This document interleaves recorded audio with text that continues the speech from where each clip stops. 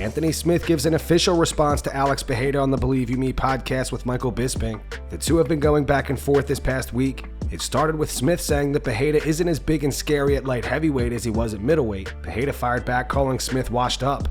Smith fired back at Pereira, saying he'd absolutely be down to fight him, and then Pereira posted this to his social media. It's a photoshopped fight poster with him and Smith. He wrote date whenever he has courage. This is I didn't know which way to go with this, because just real quick, for nobody that knows, tell them what he's been saying. Essentially, he said that the only people that talk badly about him are washed up, essentially is what it sounded like, was washed up veterans who are still fighting when they shouldn't be, and are essentially using him to get, attention or whatever. Likes. Yeah, which here's where I'm bitter and I'm upset with it. What I don't understand is he's talking about my media day. The interviewer says, "What did you think about Alex Pereira and his fight with Jan Blachowicz? Kind of what it looks like him from the division." I could not have been more complimentary of Alex Pereira. That's why I'm so confused. He's talking about specifically what I said about him on media day. I know, but to say you couldn't have been more complimentary. I talked about I used the word, I called him special, that he was a special talent. I don't call anybody special. I get called special quite a lot. I don't think they mean it the same way. It's not the same way. I'm special. The only thing that I said that you could even take negatively, my analysis was, he's no longer the largest man in the division. He was the biggest middleweight on planet Earth. So the benefits that he enjoyed at middleweight, he doesn't enjoy at light heavyweight. So when I said he's normal, I didn't say he's just a normal guy. I said he is a normal size light heavyweight, which is true. He's not the biggest light heavyweight in the division. Alexander Rakic, it's like 250 pounds with abs. You think other guys get mad when I say you're the same size as everybody else? Like, stop being so fucking sensitive. Then I followed it up with, but he's a special talent when it comes to his striking.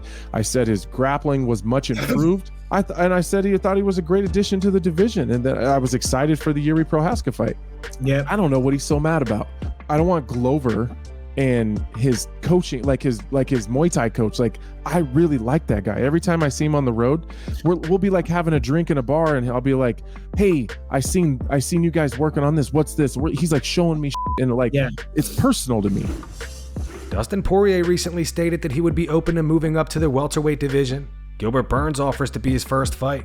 In an interview with MMAfighting.com, Gilbert said, "If you ask me which fight I wanted, it's Dustin Poirier. He's moving up and that would be a super cool fight, but everyone's calling him out. Everybody wants him, so I won't talk too much about it. But it's a cool fight because of his name, because he's moving up. It makes sense for him to fight against the top 5 welterweight. There's no point in fighting somebody ranked at 13 or 14. It does nothing for me now. I'm already waiting to recover anyway, so I'll wait for a good fight." Kamaru is back at the gym again, and that was the fight for me, but I hardly think it happens now. Henry Hoof told me that Kamaru was coming back to train with us, that his plan was to maybe fight 2 or 3 more times and retire, that he's at the end of his career, so there's not much we can do. It kills one of the options I had, especially if he really is at the end of his career.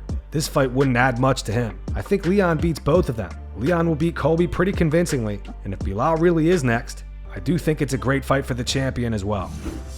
Recently, Tony Ferguson made a post on social media for everybody telling him to retire. Tony basically said to f*** off, and that he's pissed off and has work to do. Josh Thomson reacted to this post. As most of you know, Tony defeated Josh back in 2015. Josh advises Tony to hang up the gloves.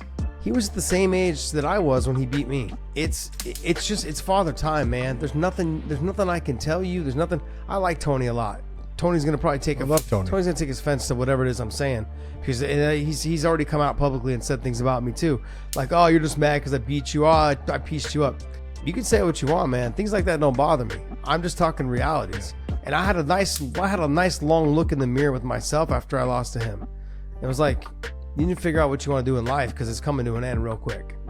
I didn't think it was coming to an end. Just went the distance in a split decision, lost to Benson Henderson, who was the champ for a long time. Was supposed to fight Pettis for the title. Then lost a very narrow split decision loss to Bobby Green, who I shouldn't have lost to. I was out there fucking lollygagging. Then I got destroyed by Tony Ferguson. It was like a mental thing. Like, the other 2 fights I came up short, no big deal. This guy can't do anything to me. He proved me wrong. There's just a mentality. Just the mentality was different. But then I went home. I was like 3 in a row. You have to take a good hard look at yourself in the mirror and go, this is coming to an end real quick. It's gonna come sooner than you think. And if it doesn't come to an end real quick, there's a whole, and you'll notice it within a couple years of you being retired. And I'm saying this directly to Tony, is that you're gonna notice things in your brain. You're gonna notice things in the way you talk to people. You're gonna notice things in the way you talk to your wife, the way you talk to your kids, the way you handle yourself. You need to have a reality check. I can't even explain it. You have to understand how to reel it in, because you're the only one in charge of your mentality and your body language and the words that come out of your mouth that can affect your relationships with everyone. I've had these conversations with myself a lot, because there's times where words come out of your mouth and you don't realize it. And so I get nervous for him, watching him take these L's. Jon Jones and Sean O'Malley had a friendly back and forth. Jon had high praise for Sean for his victory over Aljamain Sterling and even compared him to Conor McGregor. Jon said, Sean O'Malley, I'm excited about him. He has the look. He reminds me a lot of McGregor. He's really raw and authentic. He has that kind of rags to riches story that everyone appreciates, especially in this country. I like him. I like him a lot, and I really want to see how far he can take it. He's young enough still to where he can take those leaps and bounds in his game. He's going to be around for a long time. To beat up Aljamain like that, I always put my money on the wrestler. O'Malley, he's looking like the total package. I'm going to be tuning into his pay-per-views for the next couple of years. Sean O'Malley reacted to this quote on the newest episode of The Bro Malley Show. Here's what he had to say. Jon Jones talking about his favorite fighter in the world. Basically said that, not quote unquote, damn near. Damn near. He had some high Sugar praise Shane. for you, man. Sugar Sean, one of his favorite fighters to watch, up and coming. He's going to be buying your pay-per-views for a long time, he said. Buying my pay-per-views. I appreciate that, Donnie. I'll buy your pay-per-views too, but Yeah. You guys need to train, man. I mean, he's really not that far away, right? Up in Victory. yeah, we should spar hard. Yeah, Jokes, you guys jokes, should. jokes. You do need to be humbled. I'd love it if you beat your. Come on, knock me out, Johnny. No, I'm kidding. I don't need to be humble. I'm humble. No, he I needs wake to up pick humble. you up and throw you. Dude, I wake up humble. But yeah, I mean, if I'm not fighting in December, I'll probably go to that New York fight. In MSG. MSG, New York. They're already bagging me to go. The Really? people that own MSG, or the people that were the high ups there. When I went there before the Henry Aljo fight, they were bagging me to please be on it. Please be on it. They were saying it would do legendary numbers. I'm like, we'll see, man. We'll see. And that's going to wrap it up for the news. Thanks for watching. If you enjoyed the video, be sure to subscribe to Full Mount MMA and click the bell icon to be notified when we post future ones. Here are the 3 top comments from last video. The first one's in reference to Cody Garbrandt getting into an altercation during a podcast in Russia. It's from Casual TW. It says, even after all these years, Cody still hasn't learned to control his temper. I believe that was the downfall of his career. His mental, not his chin.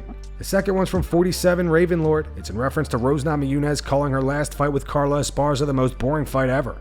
It says, I'm glad Rose is doing an about face in regards to her opinion of that fight, just like the latest Patty fight. It wasn't so much the lackluster fight that got under fans' skin. It was them doubling down and defending their dumb decisions afterwards that did them in. Being brave enough to be honest about mistakes goes a long way with fans. And the final one's from Mystery Element. To Surreal really just hit them with the oof. God, I love this guy. Those were the 3 top comments from last video. If you want to be featured on the next one, all you have to do is comment down below. If you missed yesterday's news, click the video on screen to get caught up. And make sure to go subscribe to our second channel where we post our exclusive MMA interviews.